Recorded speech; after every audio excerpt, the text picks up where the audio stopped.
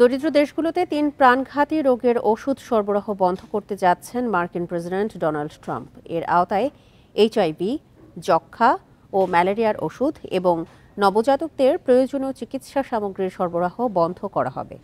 এক প্রতিবেদনে এই তথ্য জানিয়েছে বার্তা সংস্থা রয়টার্স। গত সোমবার ইউএসএইডের প্রায় ৬০ জন জ্যেষ্ঠ কর্মকর্তাকে ছুটিতে পাঠায় ট্রাম্প প্রশাসন।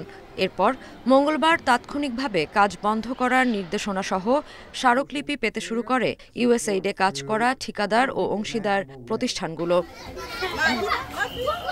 এরপরই একটি মেমো পর্যালোচনা করে রয়টার্স জানিয়েছে, আন্তর্জাতিক এই সাহায্য সংস্থাটির সহায়তাভোগী বিভিন্ন দরিদ্র দেশে এইচআইভি, যক্ষ্মা ও ম্যালেরিয়ার মতো রোগের জীবন রক্ষাকারী ওষুধ এবং নবজাতকদের জন্য প্রয়োজনীয় চিকিৎসা সরঞ্জাম সরবরাহ বন্ধ করতে যাচ্ছেন মার্কিন প্রেসিডেন্ট ডোনাল্ড ট্রাম্প।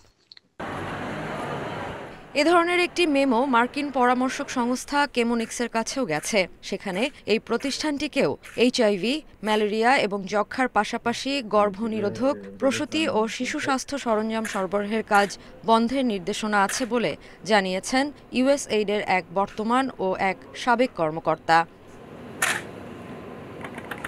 ইউএসএইডের বিশ্ব স্বাস্থ্য বিভাগের প্রধানের পদ থেকে সরে দাঁড়ানো অতুল গাওয়ান্দে একে বিপর্যয়কর বলে উল্লেখ করেছেন। তিনি বলেন, ওষুধ সহায়তা সরবরাহের মাধ্যমে এইচআইভি আক্রান্ত ২ কোটি মানুষকে বাঁচিয়ে রাখা সম্ভব ছিল, যা বন্ধ হয়ে গেল। গাওয়ান্দে জানান, একই ধরনের নোটিশ অন্যান্য অংশীদার প্রতিষ্ঠানগুলো পেয়েছে। এতে ওষুধের মজুদ থাকার পরও এই প্রতিষ্ঠানগুলো বিভিন্ন ক্লিনিকে তা সরবরাহ করতে পারবে না। গত ২০ জানুয়ারি ট্রাম্প প্রেসিডেন্ট হিসেবে দায়িত্ব নেওয়ার পর মার্কিন সহায়তা ও অর্থায়ন স্থগিতের নির্বাহী আদেশ দিয়েছিলেন। ওই আদেশের অংশ হিসেবে ওষুধ সরবরাহ বন্ধের নির্দেশ দেওয়া হয়েছে। যদিও ট্রাম্পের নির্বাহী আদেশটির বিভিন্ন অংশ পুনর্মূল্যায়নের জন্য সাময়িকভাবে স্থগিত করা হয়েছে। Sadia ফ্রিন, independent news.